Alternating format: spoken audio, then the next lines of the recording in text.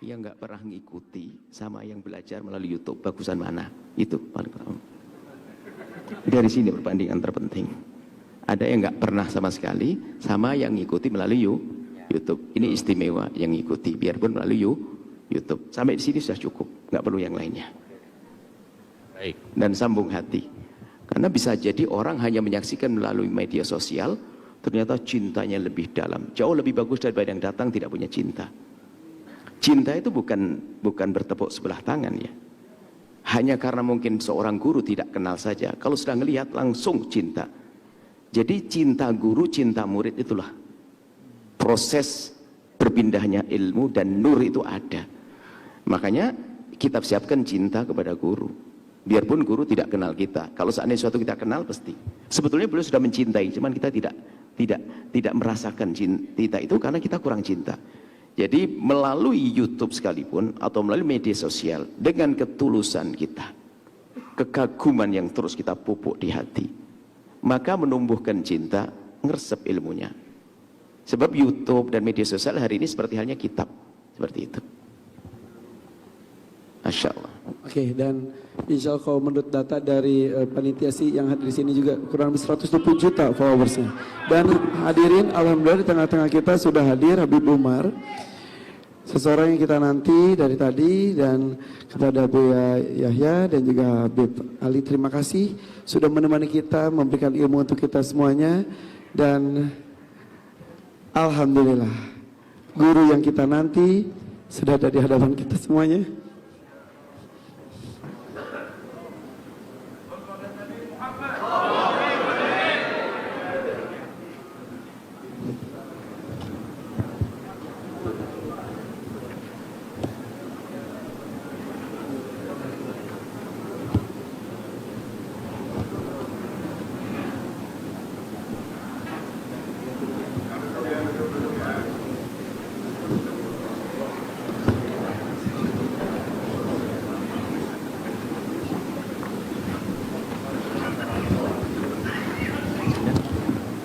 Hadirin, di hadapan kita sudah ada Habib Umar, Masya Allah.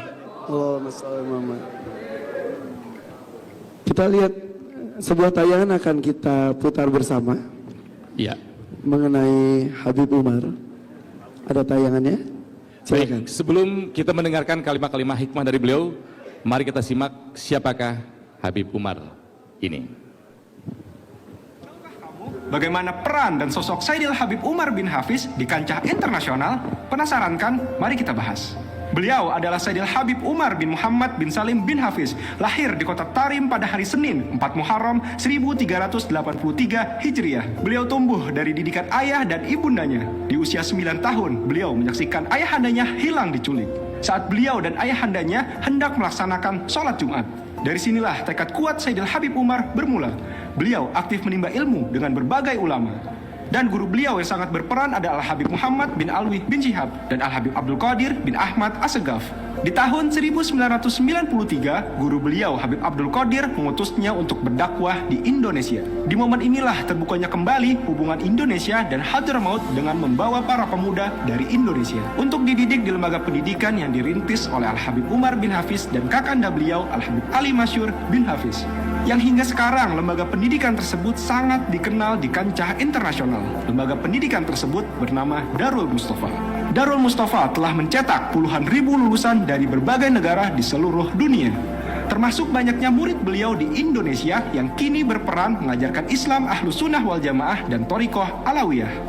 Lalu seperti apa background keilmuan Sayyidil Habib Umar bin Hafiz hingga beliau menjadi rujukan para pencari ilmu di zaman sekarang? Karakter dan keilmuan beliau diraih tidaklah secara instan. Berbagai perjuangan dan tantangan beliau hadapi dengan keteguhan dan kesabaran yang kuat. Dalam kekokohan ilmu beliau mencakup berbagai cabang ilmu pengetahuan dalam Islam, seperti ilmu tafsir, ilmu hadis, ilmu fikih, dan ilmu tazkiyah. Di dalam ilmu tafsir Al-Quran bisa kita lihat di kajian tafsir di Darul Mustafa, bagaimana beliau mentafsirkan Al-Quran dengan pola tafsir beliau sendiri. Di dalam ilmu hadis, beliau seorang yang hafal hadis dengan sanad dan hukum matannya. Tak hanya tafsir dan hadis, dalam aspek ilmu fikih, semenjak wafatnya kakak beliau, Habib Ali Al-Masyur, Sayyidil Habib Umar menggantikan kakaknya sebagai mufti Tarim. Beliau aktif mengajar kitab Al-Wasit karya Imam Al-Ghazali di Baitul Faqih, dan semua kalangan mengetahui pengetahuan beliau tentang Al-Mazahibul Arba'ah atau 4 mazhab yang selama ini kita ketahui. Sedangkan di dalam ilmu batin, ulama-ulama telah mengakui keluasan ilmu beliau, dan beliau menguasai seluk-beluk ilmu tazkiyah. Ini sangatlah nampak dan bisa kita jumpai dalam karya tulis beliau di dalam ilmu tazkiyah.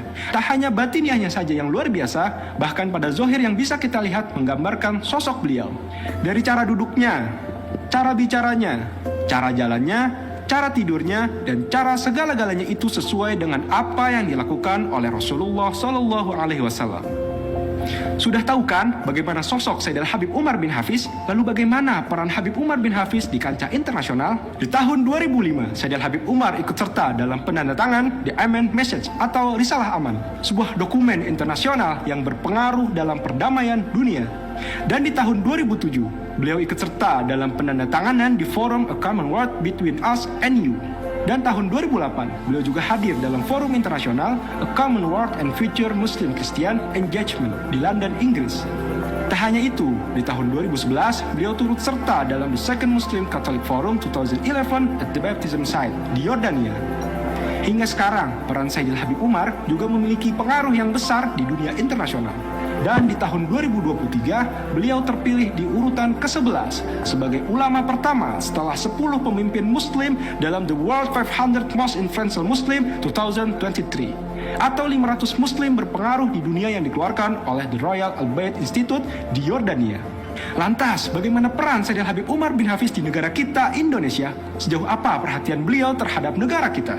Di tahun 2007, Sayyidina Habib Umar membentuk sebuah forum ulama yang bernama Majelis Al-Muwasalah. Tujuan utama dari majelis tersebut adalah menyatukan para ulama dalam menyampaikan amar ma'ruf nahi munkar agar mereka punya kesatuan kata dan visi dan tidak menjadikan dakwah Islamiyah sebagai alat politik, tujuan duniawi atau hal serupa itu, murni hanya untuk melanjutkan risalah para nabi sallallahu alaihi ajma'in.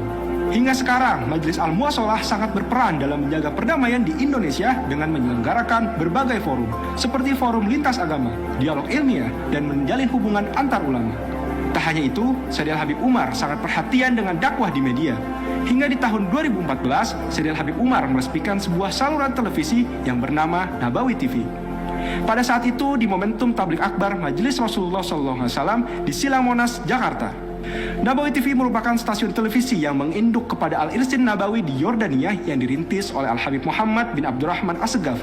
Hingga sekarang, stasiun televisi ini masih berperan menyampaikan dakwah baik Al-Irsin Nabawi di Timur Tengah dan terkhusus Nabawi TV di negara kita, Indonesia.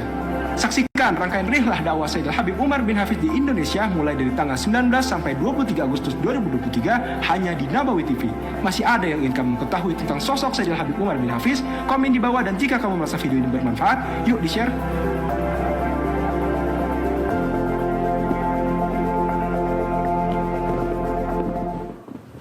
Masya Allah. Habib Umar sudah ada di hadapan kita. Baru Habib Umar saja sudah bergetar hati kita. Apalagi nanti kita bertemu dengan Rasulullah SAW. Masya Allah. Masya Allah. Baik. Habib Umar sudah bersama-sama dengan kita semua di sini. Tapi sebelumnya, teman-teman semuanya, kita akan mendengarkan lantunan ayat suci Al-Quran disampaikan oleh Cuping Topan dan juga Ustadz Sabto Wibowo. Beliau ini adalah penyandang tunanetra.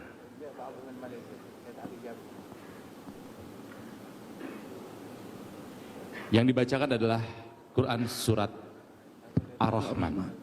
Mungkin salah satu surat yang menjadi favorit dari teman-teman. Cuping, Ustadz Sabto, kami persilakan.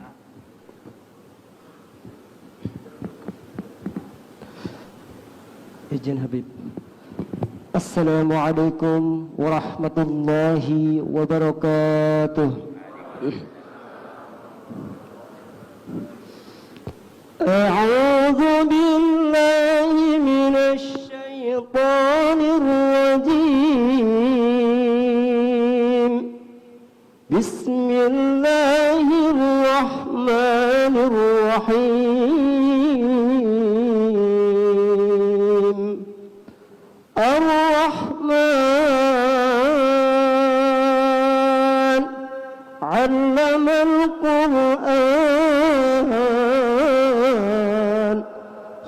خلق الإنسان علمه البيان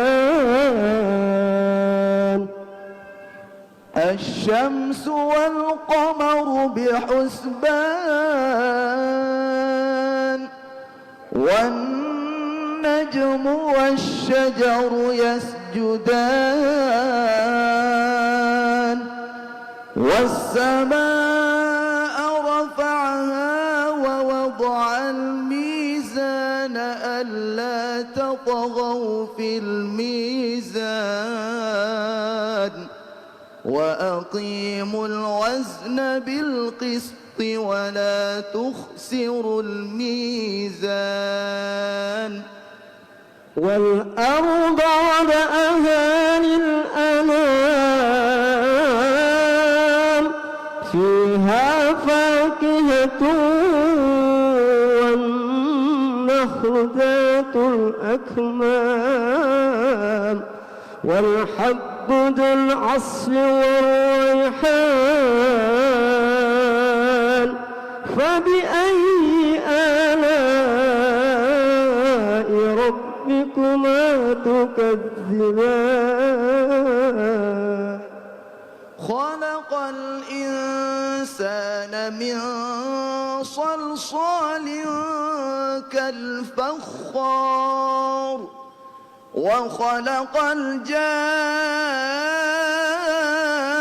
الجان من مارج من نار فبأي آلاء ربكما تكذبان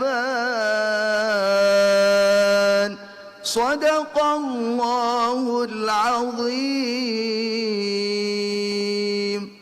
Assalamualaikum warahmatullahi wabarakatuh. Waalaikumsalam Waalaikumsalam warahmatullahi warahmatullahi wabarakatuh. Allahumma arhamna bil Qur'an. Fabi ayyi ala'i rabbikuma tukadziban. Maka nikmat Allah mana lagi yang kau dustakan? Malam ini kita sedang menikmati keberkahan itu sendiri.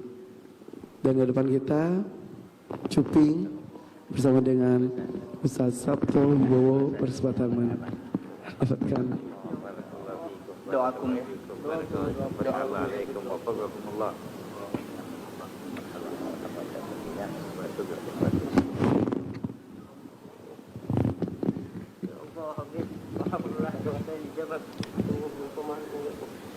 Ada Habib Zindan bersama kita, juga Habib Ali yang akan membantu untuk menerjemahkan apa yang akan disampaikan oleh Habib Umar. Ya. Habib Zindan mohon izin mungkin bisa diinformasikan kepada Habib Umar bahwa yang datang ini adalah artis, seniman, influencer dan juga pengusaha.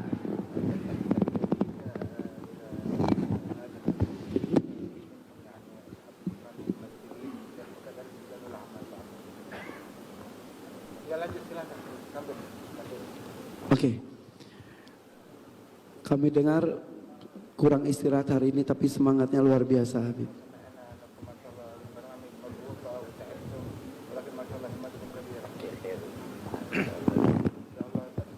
Kata Habib Umar, insya Allah capeknya dihabiskan untuk kebaikan dan hal yang mengandung manfaat. Dan ini adalah sebuah amalan yang sedikit, yang kecil.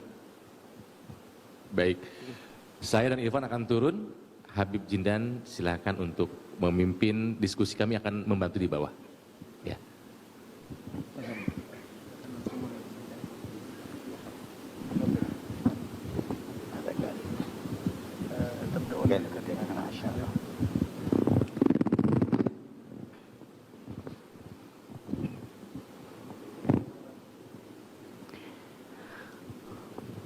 الحمد لله خالقنا وخالقكم وخالق السماوات والأرض وكل شيء.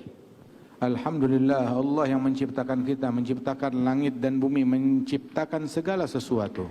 منهم مبتدأنا وإليه مرجعنا ومصيرنا. Daripada Allah kita datang dan juga kepada Allah kita akan kembali. وتشاركنا وإياكم في قضاء حياة على ظهر الأرض من هذا الجنس المكرم جنس بني آدم. Dan kita memiliki persamaan bahwasanya kita melalui fase kehidupan kita di muka bumi ini sebagai bagian daripada umat manusia, sebuah ras yang dimuliakan oleh Allah Subhanahu wa taala. كل واحد منا مر في تكوين جسده هذا الحاضر الآن بيننا بمرحلة النطفة ثم العلقة ثم المضغة. Setiap kita yang hadir di sini melalui proses daripada ciptaan yang diciptakan oleh Allah kepada kita adalah bermula daripada air mani, kemudian kepada darah, kemudian menjadi segumpal daging. وبعد المضغة تحول جسده إلى هيكل عظمي ثم كسيت العظام لحما ثم نفخ الروح فكان شيئا آخر. Dan setelah gumpalan daging maka menjadi berbentuk sebuah tubuh yang di dalamnya ada tulang, kemudian diliput dengan daging dan kulit di luarnya, dan jadilah manusia yang ditiupkan di dalamnya ruh. ثم خرج من بطن أمه لا يعلم شيئا وجعل له السمع والبصر والفؤاد.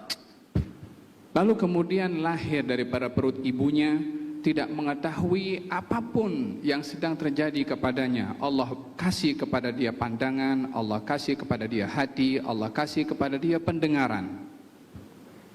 هذه المراحل التي مررنا بها كلنا ومر بها آباؤنا من قبل، من رتبها واختار أن تكون على هذا الوضع وهذا المثال وهذا المنوال. Ini adalah fase-fase yang setiap orang dari kita melalui fase-fase tersebut.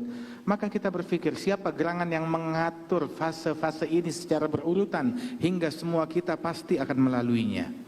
وبعد أن جعل لنا السمع والأبصار والأفئدة جعل لنا مرحلة طفولة خارجة عن حد التكليف، ثم جعل لنا مرحلة شباب، ثم جعل لنا مرحلة كهولة، ثم جعل مرحلة شيبة وهرم. Allah Subhanahu wa taala setelah memberikan kepada kita di masa kecil pendengaran, penglihatan dan juga hati, berubah kita menjadi makhluk yang menjadi remaja dan memiliki kekuatan. Lalu setelah kita kuat, akan proses itu kembali kepada masa tua, di mana masa itu kita kembali menjadi lemah, dan ini adalah proses yang akan dilalui oleh manusia. ومنا من يخرج من الدنيا في أيام الطفولة، ومنا في أيام الشباب، ومنا في أيام الكهولة، ومنا في أيام الشيبة. Dan di antara orang tersebut yang mengalami masa kanak-kanak, masa dewasa, masa usia matang dan usia tua tersebut, di antara mereka ada yang baru usia kanak-kanak sudah meninggalkan dunia ini, habis umurnya. Ada di antara mereka yang sampai usia dewasa meninggalnya. Ada yang meninggalnya pada usia tanggung, ada lagi yang meninggalnya pada usia lanjut dan sepuh. من الذي رتب كل ذلك ومضينا عليه من أيام أبينا آدم إلى أيامنا هذه لم يتغير شيء من هذا الترتيب. Siapa yang mengatur dan menyusun sedemikian rupa tadi daripada proses yang ditentukan tadi oleh Allah Subhanahu wa taala, mulai daripada zaman Nabi Adam sampai zaman kita sekarang, tidak ada yang berubah daripada ketentuan yang ditentukan oleh Allah pada ketentuannya pada ciptaan manusia itu. أين تقدمات الإنسان وتطوره على مدار القرون؟ لما لم تمس هذه الأشياء الأصيلة الثابتة؟ Di mana gerangan kemajuan berfikir manusia yang berjalan berabad-abad, kenapa mereka tidak sampai kepada pertanyaan siapa gerangan yang mengatur fase-fase yang dilalui oleh manusia ini tatkala mereka hidup di dunia? إذن فحقيقة ما يقبل التغير والتطور هو الوسائل والأسباب والآلات التي يقضي بها الإنسان شيئا من الأغراض في الحياة الدنيا. Dengan kita, kalau kita ingin mengetahui tentang kemajuan, itu adalah kemajuan pada alat, pada teknologi, pada hal-hal yang boleh dijadikan sebagai sebab untuk manusia memerlukan kepada sebab itu, tapi tidak ada satu kemajuan yang boleh merubah ketentuan qada dan qadarnya Allah pada ciptaan manusia pada fasa-fasa yang disebutkan tadi. وكل هذه الآلات التي تقبل التغيرات والتطورات مستفيدة ومنتفعة وقائم تطورها على تكوين الأرض بهذه الصورة وجعل الشمس والقمر من فوقنا وجعل السماء من فوقنا وعلى ما رتب الخالق من نزول الأمطار ومن تجاذبات وتفاعلات للماديات بما رتبه هو سبحانه وتعالى. Dan daripada semua alat-alat yang menjadi ukuran kemodernan seseorang dan kemajuan suatu negeri dan suatu bangsa tersebut, tidak yang kita pakai untuk daripada keperluan duniawi kita. Tidakkah mereka berpikir akan kehebatan Allah Subhanahu wa taala yang menciptakan alat berupa matahari, bulan, bumi, perputarannya, angin, pergerakannya, yang dari itu semuanya diatur oleh Allah Subhanahu wa taala, musim-musim yang berbeda-beda, turunnya hujan ataupun kemarau, dan siapa gerangan yang mengatur itu semua melainkan hanya Allah Subhanahu wa taala. ولم يتزل الهيئة أن الإنسان يبصر بعينين ويسمع بأذنين ويتكلم بشفتين من عهد آدم إلى اليوم. Dan kalau kita melihat bagaimana hebatnya daripada ciptaan Allah yang tidak dapat ditandingi oleh mana-mana kemajuan yang ada di zaman ini, daripada dulu sampai sekarang manusia itu memandang dengan kedua matanya, mendengar dengan kedua telinganya. Siapa yang boleh membuat seperti itu daripada kemajuan yang ada zaman ini? ولا يملك في تطوره هذا الإنسان وتقدمه أن يحول العينين من الوجه وتوسطهما الأنف ويكونان تحت الجبهة إلى موضع آخر يكون إبصار الإنسان منه إما إلى خلف وإما إلى جنب وإما إلى إصبع. لا يملك أن يفعل شيء من ذلك. Dan sungguh sehebat apapun manusia, tidak dapat mereka untuk memodernkan, mengupgrade dirinya, melihat bukan lagi dari mata lagi, melihat dari jari ataupun melihat dari telinga ataupun memindahkan daripada alat penglihatan tersebut, maka mereka tidak bisa memajukan apa-apa yang sudah diatur oleh Allah Subhanahu wa taala. Yumkinuhu an yabtakira dawaan lil'ain واستعمالا للنظارات أو العدسات وما إلى ذلك، لكن أن يحول العين إلى غير موضعها لا يستطيع ذلك، وهو فيما يبتكره له حدود محدودة ليس هو الذي حددها، وتنتهي إلى حد لا يستطيع أن يفعل فيه شيء فيعمى الذي كان بصير تحت أيدي كبار أطباء العالم بقدرة الذي يهب السمع والبصر. Dengan kemajuan yang boleh dicapai oleh manusia, hanya boleh mengobati mata kalau sakit atau telinga, boleh mencari obat atau membuat obat.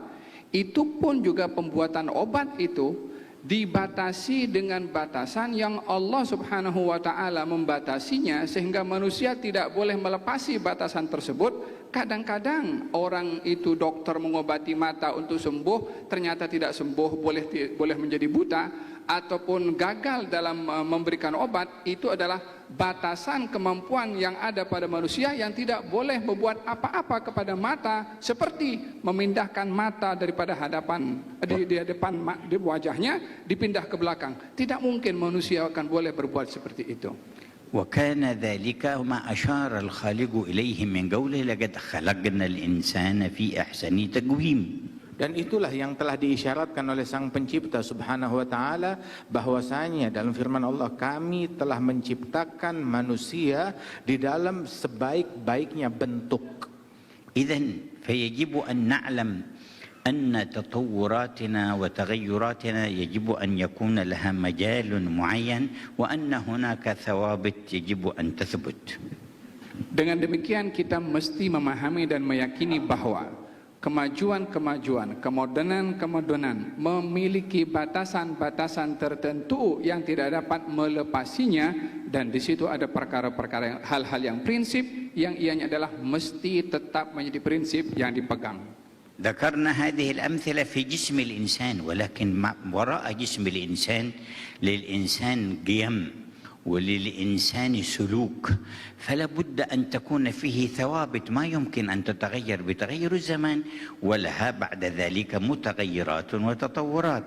Kami menyebutkan ini tentang dan memberikan contoh pada tubuh manusia. Tetapi manusia bukan sekedar tubuh, ada perangai, ada sifat, ada akhlak, ada perbuatan yang dia lakukan.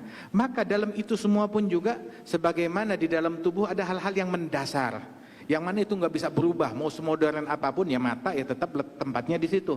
Yang melihat, mendengar tetap dari telinga, melihat tetap dari mata. Nggak bisa diubah itu semuanya. Maka dalam perangai manusia pun juga ada hal-hal yang mendasar yang tidak bisa diubah dengan dalih atas nama kemajuan atau modernisasi. طوعت نفس قابيل ابن آدم مباشرة له أن يقتل أخاه هابيل بدوافع كانت عنده وتفاعلات نفسية استجاب لها فوقع في هذه الجريمة. وهذه الجريمة من تلك الأيام إلى اليوم لا تزال جريمة. فإذا وجدنا إنسان معنا يدعو إلى قتل النفوس من غير جرم ومن غير حق، أن تقول هذا تحول إلى فضيلة، نقول لا يمكن أن يقبل ذلك أصلا. Diceritakan di dalam Al-Quran bahwa hawa nafsunya Qabil memaksa kepada Qabil untuk membunuh Habil. Maka dilakukan tindakan pembunuhan itu oleh Qabil terhadap Habil. Sejarah pembunuhan ini menjadi dosa kepadanya hingga ke hari ini. Tetap ianya adalah menjadi satu perbuatan dosa. Tidak mungkin di zaman ini kalau ada orang yang dia mengajak kepada pembunuhan atau menyetujui akan berlakunya pembunuhan, lalu akan bertukar pembunuhan itu daripada perbuatan dosa dan berubah menjadi perbuatan yang tidak berdosa. Itu tidak mungkin. كان عند إقدامه على القتل يتخيل في نفسه أنه يتوصل بذلك إلى تحقيق غرض وإلى حصول أشياء يحبها، ولكن الواقع أنه لم يحصل شيء من ذلك. Dahulu waktu kedua putra Nabi Adam yang pembunuhnya itu adalah Qabil, waktu dia akan membunuh saudaranya, di dalam benak dia dengan membunuh saudaranya dia akan meraih obsesinya. Apa yang dia inginkan pasti akan tercapai. Sehingga itulah yang memacu dia untuk melakukan pembunuhan terhadap saudaranya demi mencapai apa yang dia inginkan dan dia kejar. Akan tetapi ternyata apa yang dia lakukan itu enggak membuat dia berhasil untuk meraih obsesinya. إذن فقد تخيل للإنسان نفسه أنه بعمل معين وتصرف معين يصل إلى غرض مقصود ويكون ذلك خيال محض.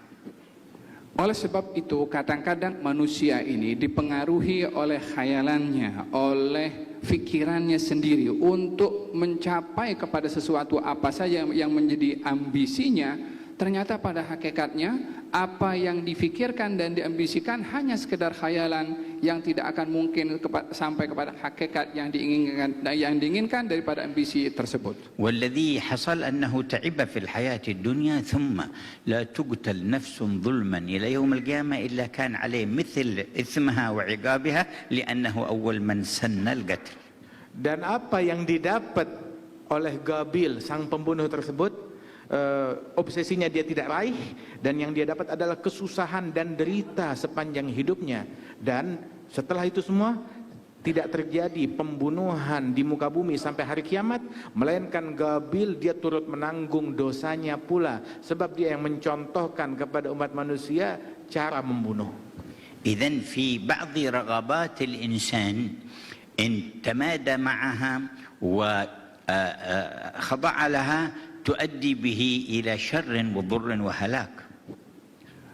Dengan demikian kita dapat menyimpulkan bahwa kadang-kadang keinginan manusia itu kalau tidak dikawal, tidak dikontrol, kadang-kadang boleh membawa kepada diri manusia itu sendiri kepada kebinasaan terhadap dirinya karena semata-mata ingin memenuhi keinginannya. فما الميزان الصحيح ليميز الإنسان أن هذه الرغبات نافعة له ومفيدة وأن هذه ضارة عليه؟ Apa gerangan neraca yang benar, yang dengan neraca tersebut seorang manusia dia bisa mengukur kalau suatu hal itu memberikan manfaat atau hal lain memberikan bahaya. Bagaimana cara kita menilai dan mengukurnya dengan neraca yang benar? مباشرة أعطى الله الإنسان سمعا وبصرا وعقلا وإدراكا وأنزل له منهجا من عنده افعل كذا ولا تفعل كذا.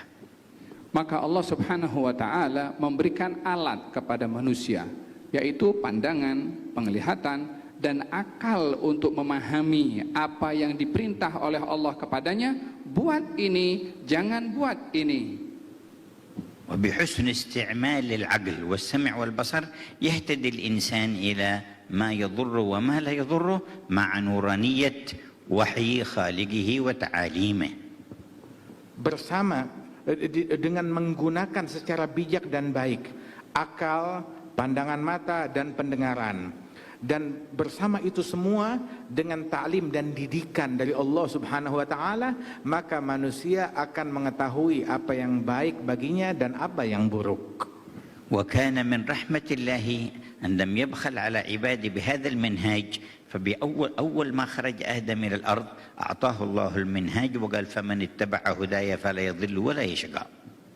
Dan bagian daripada rahmatnya Allah Subhanahu wa taala kepada manusia ini, dianugerahkan oleh Allah Subhanahu wa taala alat-alat untuk memahami seperti mata, penglihatan dan juga akal fikiran untuk memahami. Diberikan oleh Allah Subhanahu wa taala bimbingan dan panduan yang bagi mereka mengikuti bimbingan dan panduannya Allah, petunjuknya Allah, maka dia tidak akan mungkin sesat. ثم لم يزل يبعث رسولا بعد رسول ونبيا بعد نبي حتى ختمهم بنبيكم الذي شرفكم الله به محمد بن عبد الله. Dan juga untuk memberikan raja yang benar ini, Allah Ta'ala mengutus nabi demi nabi. Setelah datangnya satu rasul, datang rasul yang lain, datang nabi yang lain, hingga ditutup dengan nabi dan rasul yang terakhir, Nabi kita Muhammad Sallallahu Alaihi Wasallam, nabi yang paling mulia. فبعث رحمة للعالمين. Beliau diutus oleh Allah dengan membawa rahmat kepada seluruh alam. من آمن به واتبعه رحمة له في الدنيا والآخرة، ومن لم يؤمن به ولم يتبعه فهو رحمة له معجلة عسى أن ينقذ نفسه قبل أن يصير إلى العذاب في الآخرة. Barang siapa yang beriman kepada sang nabi dan mengikutinya, maka dia akan mendapatkan rahmat dari Allah dunia dan akhirat dan keberuntungan. Barang siapa yang tidak mengikuti dan tidak beriman kepada sang nabi, maka rahmat baginya di dunia dengan diberikan penundaan dan kesempatan, mungkin kelak dia akan beriman dan akan bertaubat dan akan mengikut kepada Nabi Muhammad sallallahu alaihi wasallam sebelum dia dikembalikan ke akhirat. لأنه حمل منهجا يحرم الظلم والاعتداء وأخذ حق الغير ويكرم الإنسان ويحرم احتقار المخلوقات بغير حق.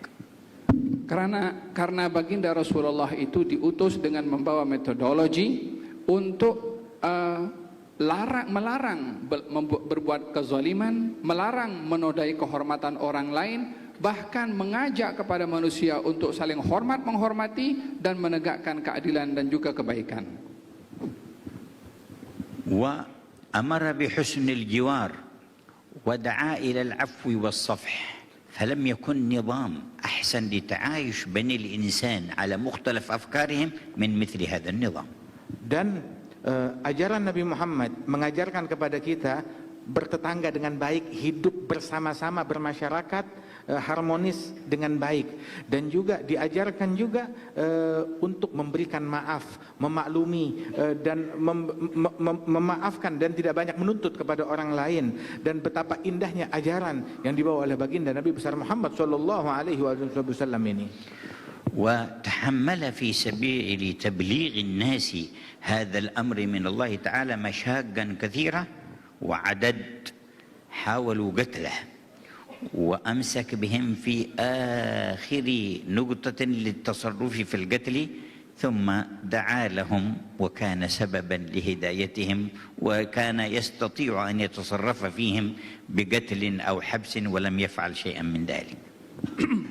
Di dalam menjalankan dakwah ini, baginda Rasulullah berhadapan dengan macam-macam dugaan, rintangan dan juga tantangan yang dilalui begitu berat oleh baginda Rasulullah, sehingga ada yang ingin membunuh kepada Nabi. Bahkan ada yang berusaha untuk mendekati sedekat-dekatnya dengan segala cara untuk membantai Nabi Muhammad SAW, akan tetapi sikap beliau kepada mereka ini masih menyikapi dengan rahmah dan mendoakan kepada mereka, kepada Allah untuk mereka supaya mendapatkan hidayah, dan ramai daripada dan banyak daripada mereka yang mendapatkan hidayah disebabkan oleh karena doa Nabi tanpa membalasnya, tanpa menghukumnya, tanpa memenjarakannya, atau tanpa pun membalas dengan pembunuhan kepada mereka. يقول فضالة من قريش: ترقبت فرصة لأقتل النبي صلى الله عليه وسلم وأعددت سيفي ومشيت خلفه في الطواف في عام الفتح ليخلو وحده فأضربه من خلفه وبينما أنا قريب منه أهم بضربه وقف والتفت إلي. Berkata Fudalah yang berasal dari Quraisy bahwasanya ketika Rasulullah masuk ke kota Mekah membawa kemenangan dan kemerdekaan bagi kota Mekah tersebut, maka beliau Fudalah ini dia sudah menyiapkan pedang yang sudah dia asah, dan dia berpura-pura mendekat kepada Rasul sallallahu alaihi wasallam dengan pedang di balik bajunya, dengan belati di balik bajunya, untuk mencari kesempatan menghabisi dan membunuh Nabi Muhammad sallallahu alaihi wasallam dari belakang. وقال ماذا تحدث به نفسك يا فضالة؟ قلت لا شيء كنت أذكر الله. Nabi menoleh ke belakang kepada Fudalah dan bertanya, wahai Fudalah, apa yang kamu simpan dalam hatimu? Apa yang kamu bicarakan dalam hatimu sendiri? Maka dia dengan grogi dan mengatakan, tak ada, aku hanya berzikir saja kepada Allah Subhanahu wa taala. فتبسم صلى الله عليه وسلم ووضع يده على صدره. Maka Nabi hanya tersenyum menghadapi kebohongan dan niat buruk Fudalah. Tersenyum dan mendekat memegang dadanya Fudalah, menyentuhkan telapak tangan suci Nabi Muhammad ke dadanya Fudalah. قال ودع الله تعالى لي. Dan baginda Rasulullah mendoakan saya sambil memegang dada saya. فوالله ما رفع يده إلا وقد خرج الكفر وظلماته والحقد من قلبي وصار أحب الناس إليه. Dan sungguh demi Allah, tidaklah Nabi Muhammad mengangkat tangannya dari dada saya, melainkan telah hilang, telah luntur kekafiran, kegelapan, dan niat buruk dari dalam hati saya, dan Nabi Muhammad menjadi orang yang paling saya cintai. وخرج مؤمنا قويا يتهيأ لدخول الجنة. Sehingga beliau menjadi seorang beriman yang sebenar-benarnya iman, sehingga bersedia untuk masuk syurga. مر على امرأة كان يغازلها ويخرج في الكلام معها أيام الجاهلية قبل إسلامه. قالت له هلم إلى الحديث. قال لا، هذا كان قبل أن أسلم، أما اليوم آمنت بمحمد فأنا أتكلم معك كلاما صحيحا ليس فيه نية فساد ولا ضر ولا شر، أنا مسلم تبع محمد. Fudalah sebelum Islamnya itu dia dekat dengan para wanita-wanita, bergaul dengan mereka tanpa batasan yang benar sebelum Islamnya. Begitu dia sudah masuk Islam dan Islam kuat di dalam hatinya, saat dia pulang, maka wanita-wanita yang dulu kawan-kawannya dia itu mengajak, ayo sini bermain, bercanda bersama kita. Maka dia bilang, itu dulu, sekarang aku telah mengenal Nabi Muhammad SAW, maka harus ada batasan. ودعا أهل الطائف للإسلام فرموه بالحجارة وصفوا له صبيانهم وسفهاءهم يرمونه وهو يمشي بينهم يرمونه بالحجارة صلى الله عليه وسلم حتى أخرجوا الدم من رجليه وليس معه إلا زيد بن حارثة حتى خرج من الطائف صلى الله عليه وسلم. Di antara tantangan yang dilalui yang sangat berat oleh Nabi Muhammad SAW, beliau pergi ke Taif untuk berdakwah, akan tetapi mendapatkan penolakan yang begitu dahsyat sehingga berbaris dalam dalam dua saf untuk melempari Nabi. Sepanjang Nabi berjalan keluar daripada Taif, golongan orang-orang Taif, kanak-kanak yang remaja melempari Nabi sambil mengikuti Nabi berjalan, dilempari sampailah Nabi keluar ke kawasan wilayah Taif itu untuk berhenti untuk dilempar. فأرسل الله إليه جبريل ومعه ملك الجبال. Maka Allah Ta'ala utus kepada Nabi Muhammad malaikat Jibril, dan bersama malaikat Jibril ada malaikat lain yang ditugaskan untuk menjaga gunung. وقال ملك الجبال إن الله سمع رد قومك عليك وما قالوا فإن أحببت أن آخذ هذا الجبل وهذا الجبل فأطبقه عليهم فعلته. فقال لا، ولكني أرجو أن يخرج الله من أصلابهم من يتولى هذا الأمر.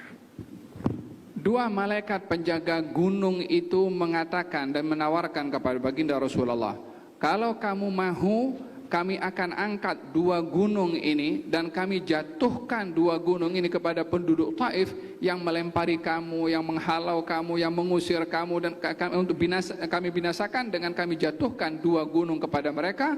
Nabi menjawab, jangan, tetapi aku mengharapkan keturunan mereka itu yang boleh membawa dan memperjuangkan agama ini. قال له ملك الجبال صدق الذي سماك الرؤوف الرحيم. Maka malaikat gunung tersebut berkata, sungguh benar, maha benar Allah yang menabangkan engkau sebagai rahmat bagi alam semesta. هؤلاء الذين آذوا فكر في أولادهم الذين سيأتون.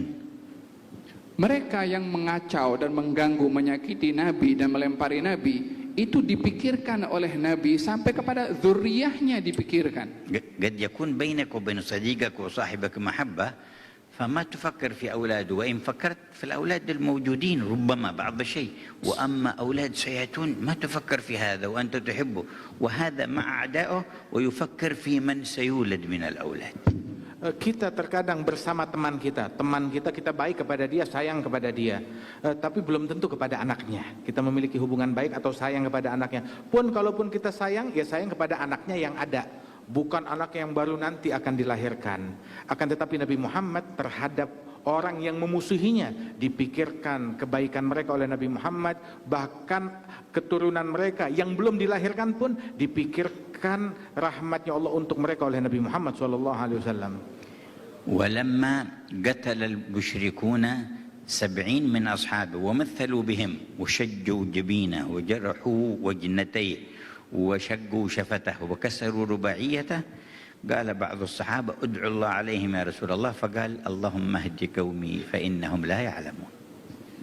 Dalam satu peperangan di mana sahabat Nabi 70 orang syahid dalam peperangan itu, lalu kemudian jasad mereka itu dilukai tubuh badannya satu demi satu oleh orang-orang musyrik, dan mereka pun ketika memerangi kepada Nabi, jasad Nabi terluka pada dahinya, kedua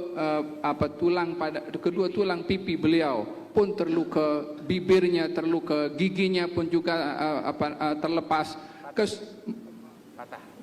patah, giginya pun patah atau terlepas.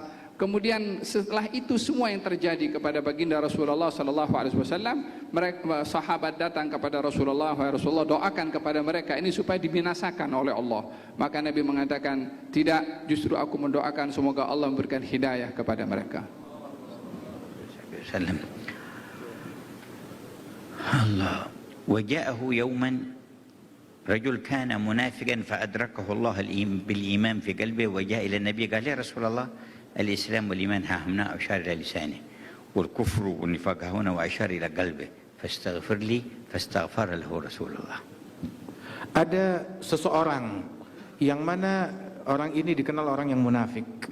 Dia datang kepada Nabi Muhammad begitu menyesali perbuatannya, dan dia bilang kepada Nabi Muhammad secara vulgar, terang-terangan. Dia bilang, "Ya Rasulullah, iman saya itu di sini di mulut. Adapun di dalam hati saya adalah kebencian dan kekafiran. Maka tolonglah doakan saya, mohonkan ampunan Allah untuk saya biar saya berubah." Maka segera Nabi Muhammad mengangkat kedua tangannya mendoakan orang tersebut dan memohonkan ampunan Allah bagi orang itu. ثم قال له يا رسول الله كان معي عدد اجتمعنا وإياهم ضدك وضد ما جئت به، هل أدلك عليهم؟ قال لا، بل من جاءنا منهم كما جئتنا استغفرنا له كما استغفرنا لك، ومن لم يجي فأمرهم إلى الله وحسابهم على الله. Lelaki tadi mengatakan kepada Rasulullah, "Wahai Rasulullah, dahulu kami ini ada beberapa orang yang bersama dengan mereka memusuhi, memerangi dan menyakiti kepada kamu. Mahukah saat ini aku tunjukkan kepada kamu tentang keberadaan mereka?" Kata baginda Rasulullah, "Jangan, yang datang daripada mereka kami terima dan kami doakan semoga Allah ampunkan kepada mereka. Yang tidak datang kepada kami untuk beriman, semoga Allah Subhanahu wa taala yang mengurus kepada mereka." فما أجمل من هديه في حسن تعايش الناس مع بعضهم. Sungguh alangkah indah metodenya Rasulullah yang mengajarkan kepada umat manusia cara hidup berdampingan dan keharmonisan antara mereka satu sama lain. لما أسر الأسرى من غزوة بدر أوصى الصحابة بالأسرى خيرا فكانوا يخصونهم بأحسن الطعام يعطونه للأسرى وهم يأكلون دونه.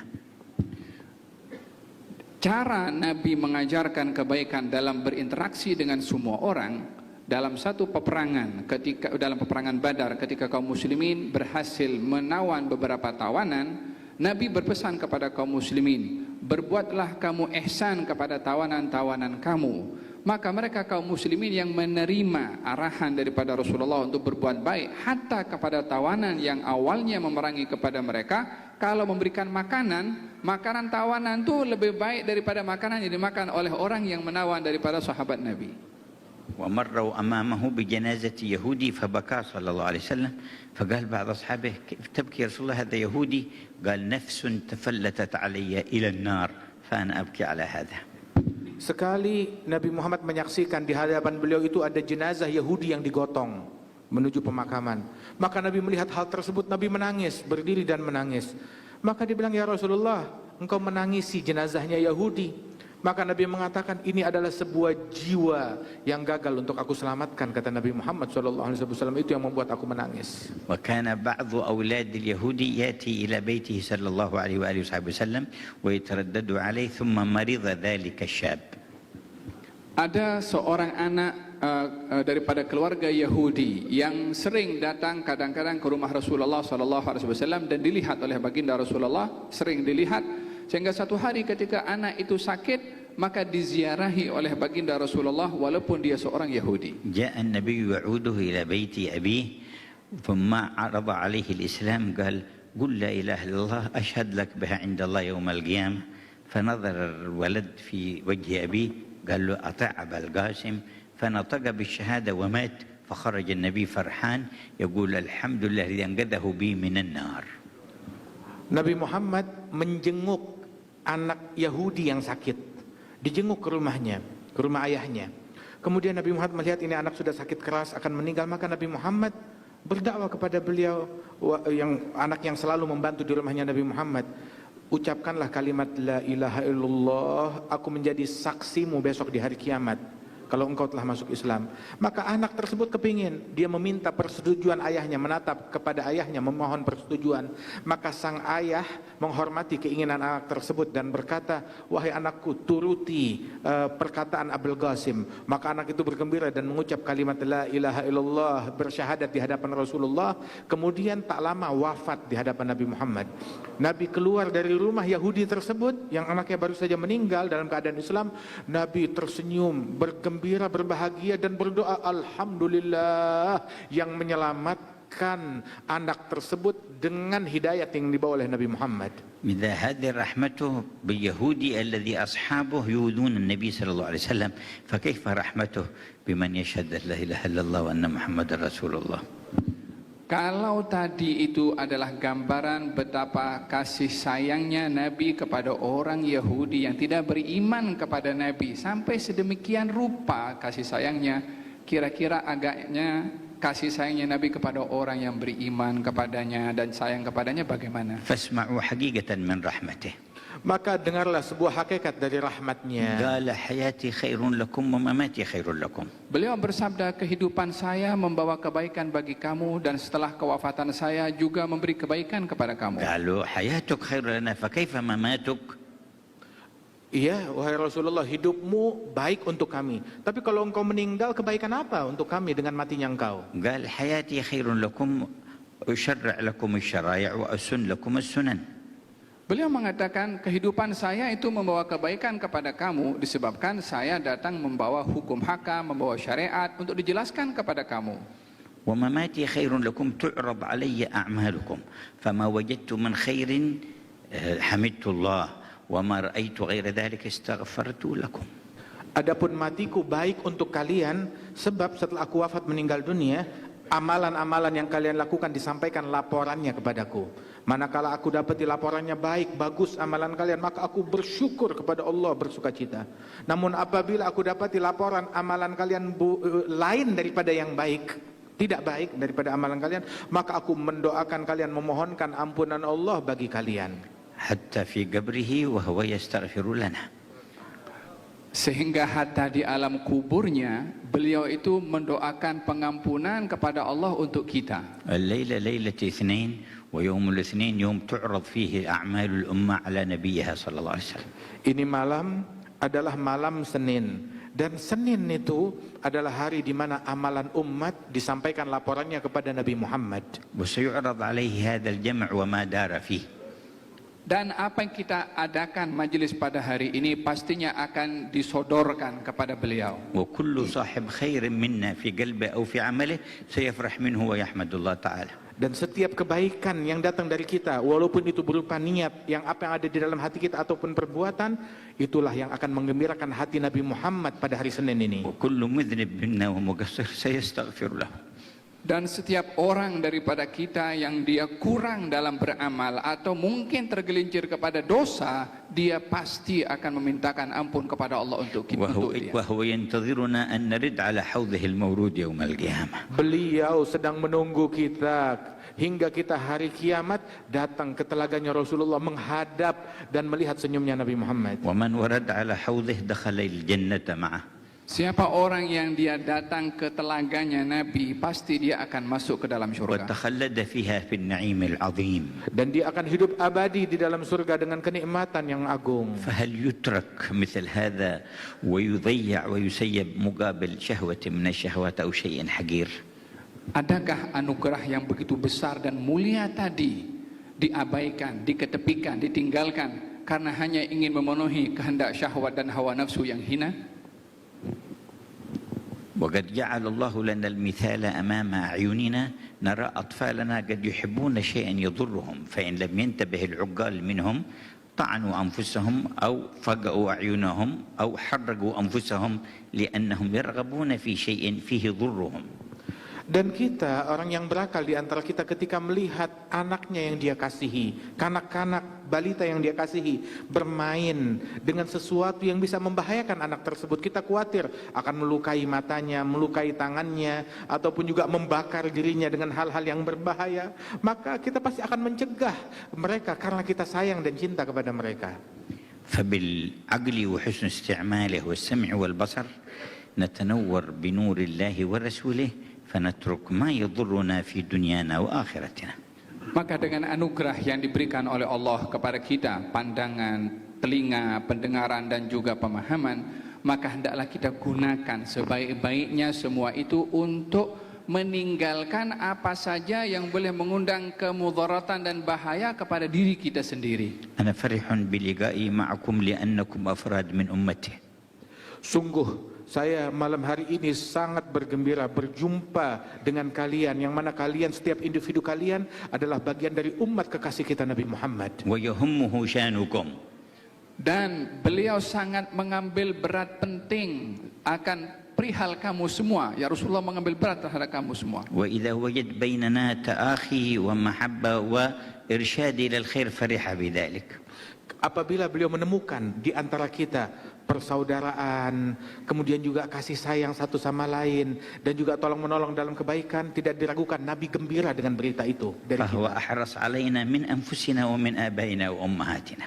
Beliau sangat mengasihi dan mengambil berat kepada kita semua, lebih daripada diri kita sendiri, lebih daripada orang tua kita terhadap kita. وأنا أرجو فرحه فلذلك فرحت بلقائكم والجلوس معكم. Dan saya karena memikirkan Nabi akan bergembira, itu yang menyebabkan saya gembira sekali duduk bersama kalian malam hari ini. وسامحونا على الإطالة واجمعنا الله وإياكم في كل مقام كريم. Saya mohon maaf kalau panjang dalam berbicara, dan saya memohon kepada Allah, moga-moga Allah Subhanahu wa taala kumpulkan kita semua di tempat yang mulia. وكل واحد منكم يمكن أن يسر قلب هذا النبي ويدرك سعادة الدنيا والآخرة من خلال عمله الذي هو فيه ومن خلال مكانه الذي هو فيه بنصيب من تقوى الله تعالى وفعل ما يحبه الله. Dan setiap individu dari kalian bisa menggembirakan hati Nabi Muhammad bisa meraih keberuntungan dari Allah Subhanahu wa taala walaupun dia tetap dalam posisi pekerjaan dia sekarang, di dalam kondisi dia sekarang itu dia bisa meraih kebahagiaan Rasulullah, mengembirakan hati Nabi Muhammad dan meraih keberuntungan dari Allah taala dengan mengambil sedikit bagian dari ketakwaan kepada Allah Subhanahu wa taala di dalam amalan yang dia lakukan. Wala an yahdiyallahu bika wahidan khairun laka min humrin na'am. Dengan Allah menjadikan kamu sebab hidayah bagi seorang itu adalah lebih baik pada diri kamu daripada mendapatkan seisi dunia ini onta merah. Wallahu yaj'al kulla wahidin minkum miftahan lil khairi maghlagan lisyarr. Semoga Allah Ta'ala jadikan setiap individu dari kalian sebagai kunci-kunci yang membuka kebaikan dan yang menutup pintu-pintu keburukan. Fa'arullaha min qulubikum niyatin yuhibbuha faman nawa niyatan hasanah fatahallahu lahu 70 bab min abwabit taufiq. Tunjukkanlah oleh kamu semua kepada Allah daripada niat-niat yang baik dalam hati kamu sendiri. Dengan kamu memiliki niat yang baik satu, Allah akan bukakan pintu-pintu 70 pintu daripada taufik Allah kepada kamu. Ya man akramtana bil ijtima'i huna akrimna bil ijtima'i ala haudhi nabiyyika yaumal qiyamah. Ya Allah yang telah memuliakan kami hingga dapat berkumpul pada malam hari ini di tempat ini, muliakanlah kami semua yang hadir agar dapat berkumpul bersama Nabi Muhammad di telaganya kelak di akhirat ya Allah. Baik. Insya Allah ya, kita akan dipertemukan kembali berkumpul seperti ini, bertemu dengan Rasulullah SAW. Amin ya rabbal alamin. Hadirin, ikhwan dan akhwat, silakan. Sudah ada 2 mikrofon di depan kita. Ya. Anda yang ingin bertanya silakan langsung berbaris di depan mikrofon. Oke, tenang sebentar, supaya teratur. Nanti kita akan atur urutannya. Yang pertama dari sini dulu ya. Ya, Saya ada lihat, kita baris bisa melihat laki-laki, ada baris perempuan. Silakan Ya. Langsung saja berbaris di balik mikrofon tersebut. baris di belakangnya boleh ya, tapi nanti urutannya gantian kiri kanan ya. Oke. Boleh Bapak dan Ibu sekak dulu air mata. Semuanya luar biasa hari ini ya, mendengarkan ini ya. Oke. Kalimat kepada Habib Umar ya. Kita meminta karena tampaknya penanya ini cukup banyak, mohon langsung to the point ke materi yang ingin ditanyakan. Ya, jadi tidak terlalu banyak kalimat yang berbunga-bunga. Baik, Habib, kita beri kesempatan buat yang pertama dari yang laki-laki. Sudah nyala mikrofonnya? Ya sudah, oke. Boleh dinyalakan? Boleh, mangga silahkan. Sudah. Oke, kita mulai saja mungkin, silakan. Assalamualaikum warahmatullahi wabarakatuh, Habib. Salam. Izin bertanya, Habib, karena saya ini kan pemuda yang memulai tobat ya, Habib ya. Tapi saya itu disajikan dengan pengajian-pengajian yang banyak menjelek-jelekan satu sama lain di antara mereka di pengajian-pengajian mereka, Habib. Dan ketika saya membuka sosial media, banyak juga konten-konten dakwah yang saling menjelekan satu sama lain, Bib. Jadi saya itu harus seperti apa, Bib?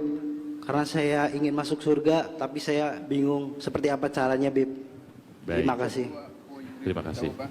ولكن استمع إلى بعض المجالس في هذا المجالس كل واحد يعتبر الآخر.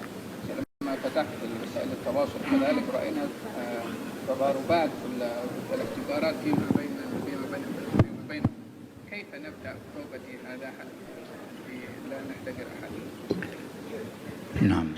وجود هذا الخاطر في قلبك رسل من رسل النور الرحمن سبحانه وتعالى أرسله إليك، فلبي نداءه سبحانه وتعالى، ومن أجله جل جلاله وتعالى في علاه لا تتأخر عن التوبة ولا تحتقر أحدا من خلقه لأنهم صنعته وهو الذي صنعهم. Keberadaan fikiran ini di dalam hatimu itu adalah sebuah kiriman dari Allah Subhanahu wa taala, kiriman cahaya dari Allah Subhanahu wa taala untuk menarik engkau kepadanya. Maka jangan fikiran ini membuat engkau mundur dari taubat kepada Allah Subhanahu wa taala, tetap lanjut di dalam menempuh jalan untuk mendekat kepada Allah Subhanahu wa taala. ومهما رأيت من يؤذيك أو يسبك أو يحتقرك فاعلم أنك أمام خيارين، خيار أن ترد عليه بمثل كلامه وتسلم من العذاب ويسقط حقك، وخيار أن تصبر على ذلك فيرتفع قدرك عند الله وتعظم أجورك. Dan ketika engkau menghadapi omongan orang yang mencemooh dan merendahkan engkau, maka kita dihadapi kepada pilihan. Pilihan untuk kita berucap ucapan yang sama seperti dia membalasnya, atau dengan kita bersabar dan mengharap pahala dari Allah Subhanahu wa taala dan menghindari daripada omongan-omongan tersebut. يكون الذي اعتدى عليك أو تطاول عليك سبب في قربك من ربك ومرضاة ربك، والنبي صلى الله عليه وسلم مع رجوعه من الطائف قال في الدعاء: إن لم يكن بك علي غضب فلا أبالي ولكن عافيتك هي أوسع لي.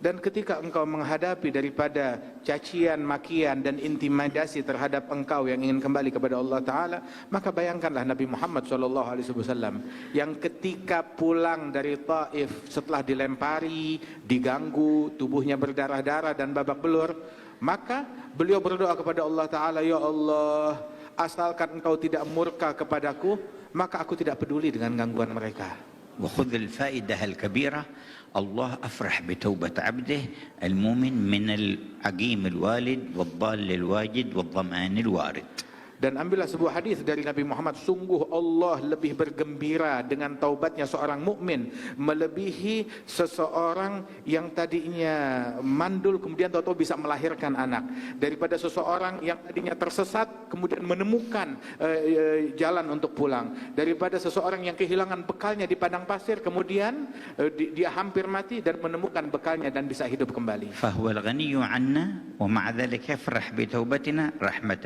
بنا. Allah nggak butuh kepada taubatnya kita dan taatnya kita. Namun Allah Ta'ala gembira dan ridha manakala kita mau kembali dan bertaubat kepada Allah Subhanahu wa Ta'ala. Padahal kita yang untung dengan kita taubat, bukan Allah.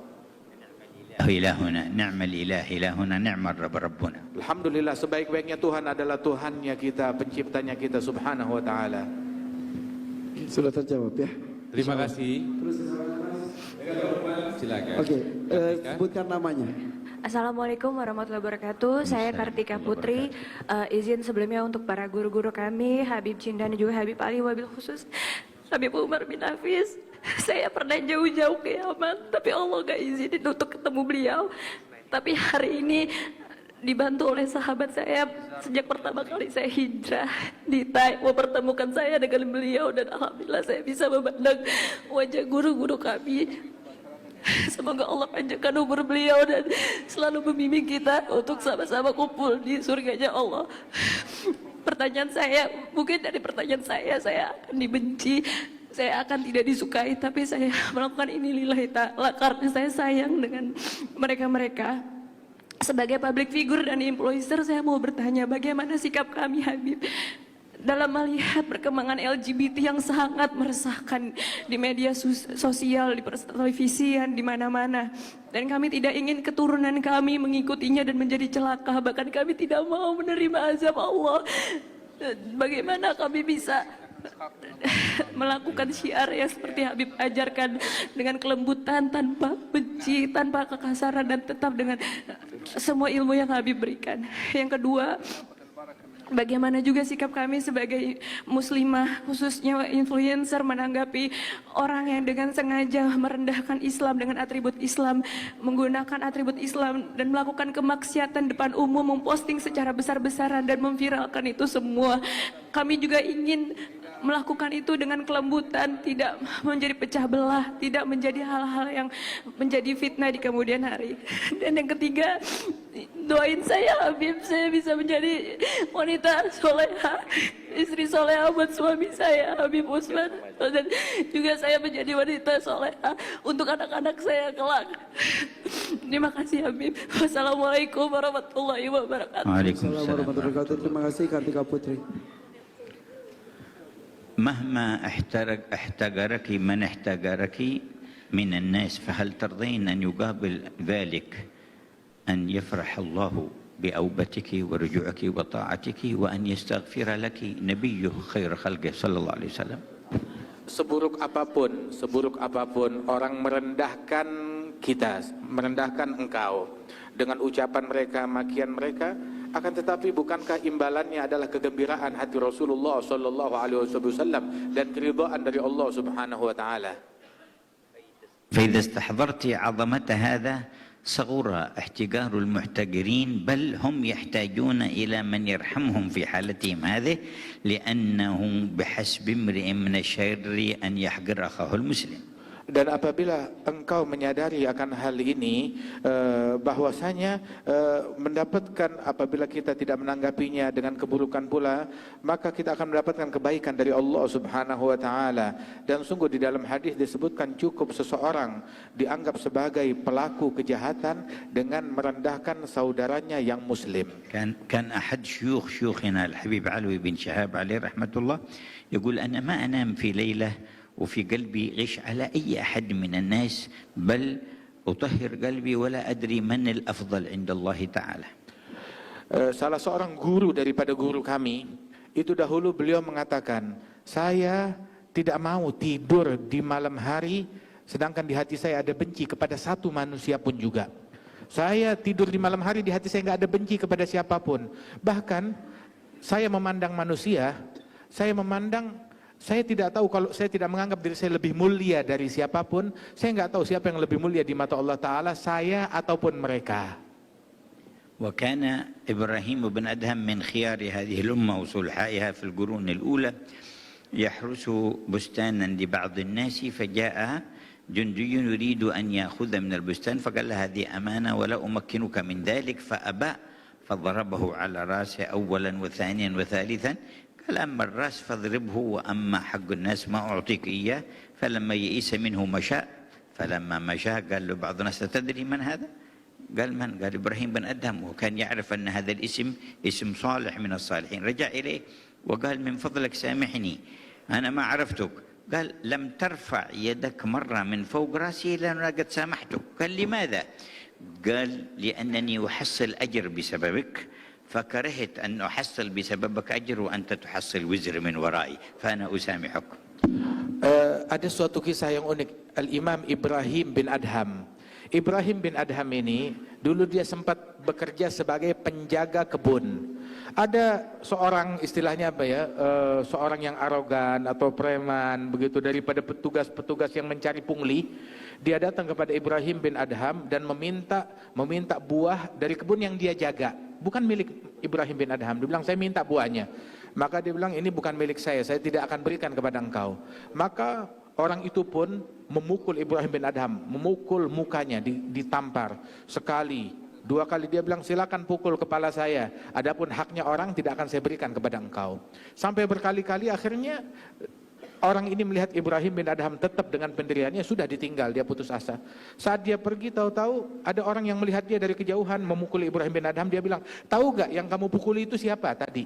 Dia bilang, siapa gerangan orang itu? Itu adalah seorang wali besar yang namanya tersohor, namanya Ibrahim bin Adham. Orang ini terkejut, oh itu Ibrahim bin Adham yang terkenal itu akan kesolehannya. Maka dia datang kepada Ibrahim bin Adham, maafkan saya karena telah melakukan perbuatan buruk kepada engkau.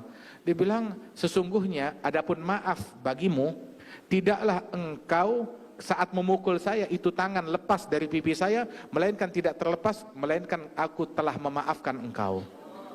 Ditanya, kenapa engkau mudah sekali memaafkan saya sedemikian rupa?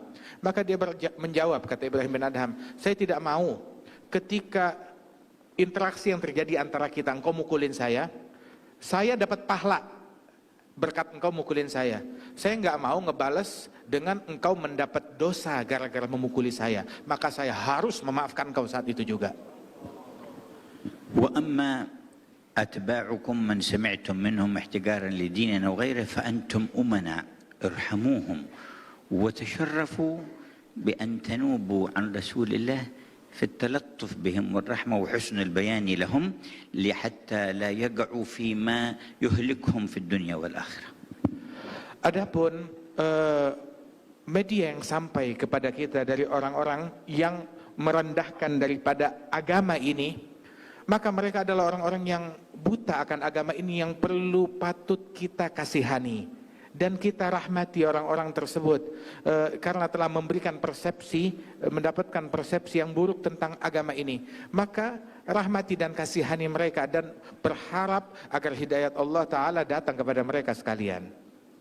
فلا تبخلوا عليهم بالنصيحة وتشرفوا أن تكونوا بذلك نوابا عن صاحب الرسالة صلى الله عليه وسلم الذي قال بلغوا عني ولو آية. النصيحة التي تجمع بين اللطف والرحمة والجد والحزم. Jangan pelit kepada orang-orang tersebut untuk memberikan nasihat. Nasihat yang bagaimana? Nasihat yang menggabungkan dua hal. Nasihat yang terbungkus dengan kemasan rahmat, kasih sayang, dan cinta dan ketulusan, akan tetapi juga dengan prinsip dan ketegasan. وربما يصغون للواحد منكم أكثر مما يصغون لمن ينصحهم من غيرهم أو من عالم أو غيره، فتكون أنت المؤثر فيهم وأنت السبب لنيل الدرجة عند الله. Barangkali orang tersebut yang kita nasihati akan banyak terpengaruh dengan nasihat kita lebih daripada apa yang dia dapat daripada pengaruh-pengaruh yang memprovokasi dia untuk melakukan kejahatan atau keburukan penghinaan terhadap Islam tersebut, dan engkau pun menjadi sebab orang itu mendapatkan hidayat dari Allah Ta'ala. لأن من دل على هدى كان له من الأجر مثل أجور من تبعه من دون أن ينقص من أجورهم شيء. Sebab yang mengajak orang kepada kebaikan dan hidayat, maka dia akan mendapatkan pahala seperti pahala orang yang mengikuti nasihatnya dia tanpa mengurangi pahala orang tersebut. Intinya jangan pernah lelah untuk berbuat kebaikan. Seperti itu mungkin ya, menghadapi apapun itu.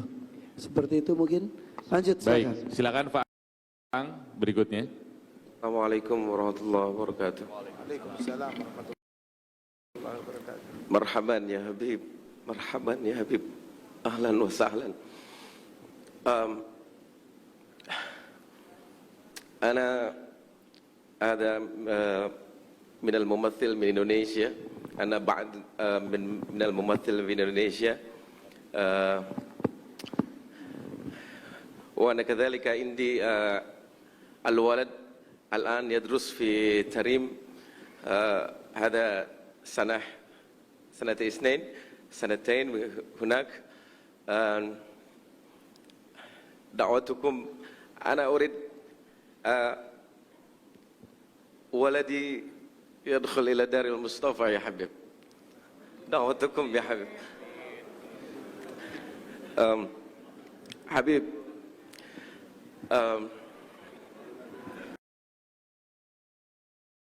apa katanya? Dia adalah apa namanya memiliki anak di di Tarim, sedang menuntut ilmu dan berharap anaknya bisa belajar di tempatnya Al Habib Umar. Masya Allah. Oh gitu Pak Ang. Ya. Oh gitu Man. Dahin fi Ma'had Al-Idrus ya Habib. Habib, saya bahasa Indonesia aja deh ya. Nah iya gitu. Ya. Kita nggak ngerti Pak Ang. Astagfirullahaladzim. Nggak ngerti. Ya Habib, kami ini entertain yang mungkin dekat sekali dengan kemaksiatan, dengan dosa. Mungkin sebagian kami juga banyak yang berangkat umrah, banyak yang bisa berangkat haji. Setelah umrah kami merasa seperti malaikat. Tapi seminggu, 2 minggu, sebulan, 3 bulan setelah itu rasanya malaikat itu hilang sama sekali ya Habib. Terus bagaimana kami untuk memanage iman kami supaya iman kami ini kalaupun berkurang jangan berkurang banget gitu ya Habib. Bagaimana cara memanage? Karena satu sisi dengan datangnya Habib datang ke sini, ini wallahu rabbul Ka'bah ya Habib, ini menambah kecintaan kami sama Rasulullah kepada Habib, ini menambah kecintaan kami sama Rasulullah. Berikan kami amalan atau cara bagaimana kami memanage iman kami ya Habib. Oke. Syukran ya Habib. Terima kasih Pak. Assalamualaikum. Assalamualaikum. Oh iya Habib. Satu ada permintaan lagi. Kalau boleh Habib jangan setahun sekali datang ke sini. Tapi kalau boleh Habib datang setiap hari ke kami ya Habib. Nahnu nuhibbukum ya Habib. Nahnu nuhibbukum ya Habib. Allahumma salli, Allahumma qalbi mustaqil tarim. Salak bijahil Habib, salak bijahil Habib. ziarah tarim, ya tarimu alaha, ya tarimu alaha, ya tarimu alaha. Assalamualaikum warahmatullahi wabarakatuh. Waalaikumsalam warahmatullahi Habib wabarakatuh. Jindan, punten diberitahu Habib Umar bahwa beliau ini adalah salah satu vokalis, salah satu band besar di Indonesia, nama bandnya Wali. Wali, Habib.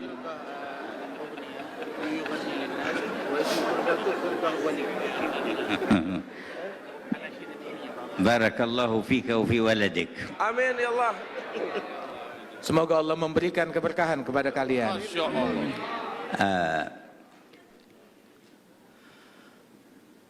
ما ذكرتموه فإن ذاكر الله في الغافلين بمنزلة الصابر في الفارين، والذي يستمسك بطاعة الله في موضع يعصى فيه يكون أجره كبير. Apa yang engkau sebutkan itu disebutkan oleh Rasul Shallallahu Alaihi Wasallam tentang fadilahnya orang yang ingat kepada Allah di tengah khalayak yang lupa kepada Allah Ta'ala. Maka orang yang ingat dan berzikir kepada Allah di tengah khalayak tersebut, itu ibaratnya bagaikan orang yang tetap teguh berjihad di jalan Allah di tengah orang-orang yang kabur melarikan diri daripada perjuangan dan jihad tersebut. Dan pahalanya besar sekali orang itu. لا تجر المعصية ولا تجر نفسك على المشاركة فيها وتمنى للعاصي أن يكون من التائبين والمهتدين. Kita jangan pernah menyetujui suatu kemaksiatan dan jangan pernah ridha akan suatu kemaksiatan pada diri kita ataupun pada orang lain, akan tetapi juga sebisa mungkin kita membimbing orang lain, merangkul orang lain untuk lebih dekat kepada Allah Subhanahu wa taala dan menempuh jalan hidayat dan tertarik kepada kebaikan. ومهما رجوت أن ينتفع بك أحد أو تكف بعض الشر أو تقرب أحدا إلى الخير فنوي هذه النية لتحصل لك الدعوة إلى الله. Dan manakala engkau bisa menarik seseorang kemudian ataupun melakukan daripada kebaikan-kebaikan tersebut, niatkan apa yang kita lakukan ini di dalam profesi kita itu menjembatani sebagai media untuk berdakwah di jalan Allah Subhanahu wa taala. وإذا لم يتيسر لك شيء من ذلك وخفت على نفسك فرتب لنفسك ترتيب أن تكون في مكان لا خوف عليك فيه. Apabila kita dalam posisi kita bisa melakukan itu, keberadaan kita di tengah-tengah mereka bisa menjadi dakwah, mengajak orang untuk menjadi lebih baik, maka alhamdulillah. Tapi kalau tidak bisa, malah kita terbawa menjadi insan yang lebih buruk, maka hendaknya kita menghindari daripada situasi-situasi yang demikian. أما التوبة إلى الله فلا تبخل بها عن نفسك ولا تتقاعس عنها ولا تتكاسل، فإنه ما مراد عدوك منك في إيقاعك في المعصية إلا بعدك عن الله تبارك وتعالى، وما مراد الله من فتح باب التوبة إلا خذل عدوه وتقريبك إليه. فكما أنك عدت إلى الذنب فعد إلى التوبة ولا تكسل عن ذلك واستمر، فإذا علم الله فيك الصدق جاء وقت يحول بينك فيه وبين المعاصي ويوفقك للثبات.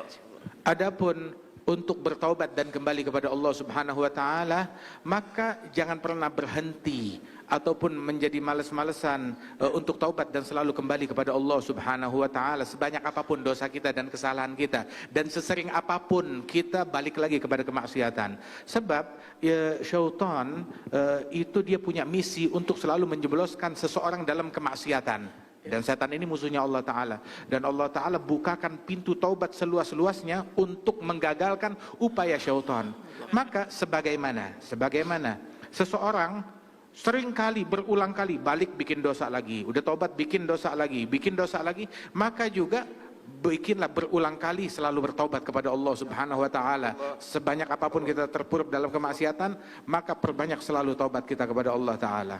كما أراد عدوك أن يخزيك بمعصية ربك فأخزه أنت بالتوبة إلى ربك. Sebagaimana musuh kita syaitan ingin menghinakan kita dengan maksiat kepada Allah, maka hinakan dan kecewakan syaitan dengan kita bertaubat lagi kepada Allah Ta'ala. ولما جاء بعض السفهاء فسب صالحا من الصالحين فقال له هذا صالح لأغيظن من أمرك بسبي أنت في حل وأنت مسامح وغفر الله لك.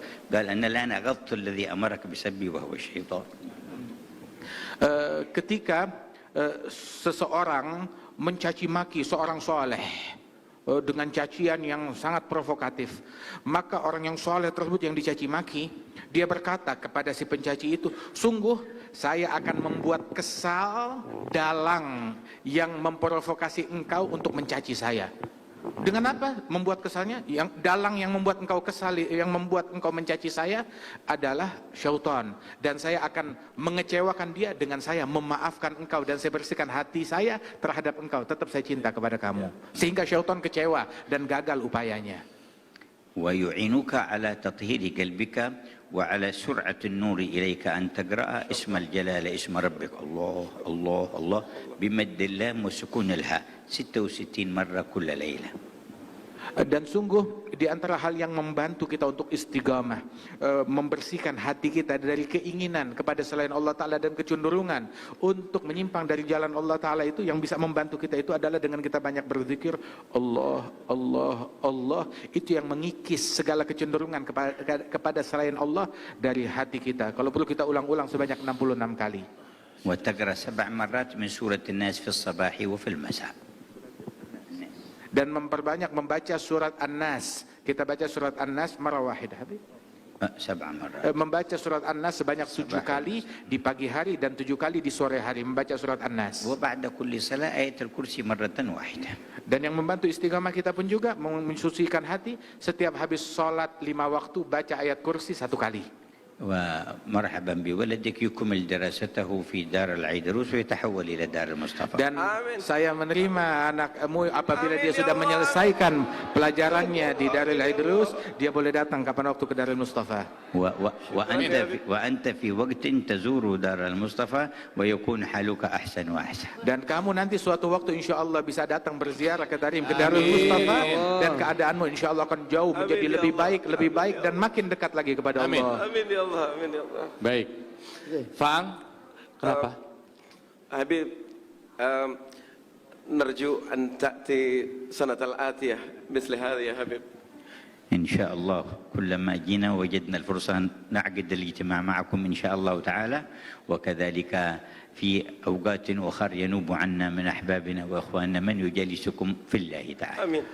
Insya Allah nanti kapan waktu kita datang ke sini lagi, dimudahkan waktu bisa berjumpa lagi, duduk bersama-sama, dan juga insya Allah majelis yang semacam ini tidak selesai di sini saja, tetapi berkelanjutkan dan di follow up untuk kedepannya. Oke, maaf Bib, tadi pertanyaan dari Kartika Putri belum terjawab mengenai bagaimana dengan maraknya LGBT, lamkin bakta LGBT.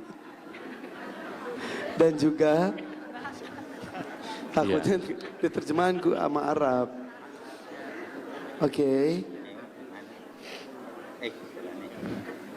Ya, dari senyumnya Habib Umar, Faang memang benar yang tahu wali hanyalah seorang wali ya.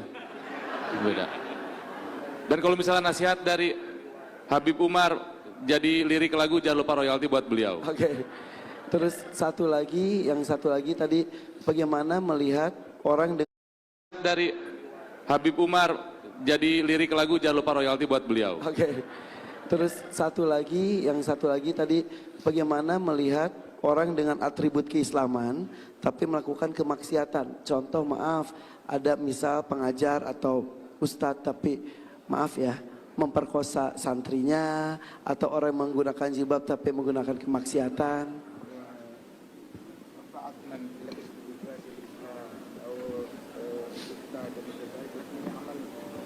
Dan mohon maaf, informasi paling baru setelah yang Mbak ini adalah penanya terakhir. Jadi mohon maaf waktunya terbatas, jadi yang lain boleh duduk lagi saja karena kita akan ada sesi foto setelah satu ini. Terima kasih hatur nuhun. دواء ذلك كله ما قال الله تعالى والذين إذا فعلوا فاحشة وظلموا أنفسهم ذكروا الله فاستغفروا ذنوبهم ومن يغفر الذنوب إلا الله ولم يصروا على ما فعلوا وهم يعلمون. Cara untuk menghadapi masalah perbuatan kita kepada Allah daripada dosa yang kita lakukan, apa saja bentuk dosa itu, adalah dijelaskan oleh Allah di dalam Al-Quranul Karim yang bermaksud mereka orang-orang yang melakukan perbuatan keji mengingati Allah atau dia insaf dan kembali kepada Allah lalu bertaubat kepada Allah dan tidak kembali melakukan dosa yang ia lakukan itu, maka mereka yang demikian ini akan mendapati Allah Maha menerima taubat dan mengampunkan mereka. ثم أن كل سيئة وكل ذنب ومعصية لها ما يغلظها ويعظم عذابها ولها ما يخففها ويسرع فيها قبول التوبة منها. فمما يخففها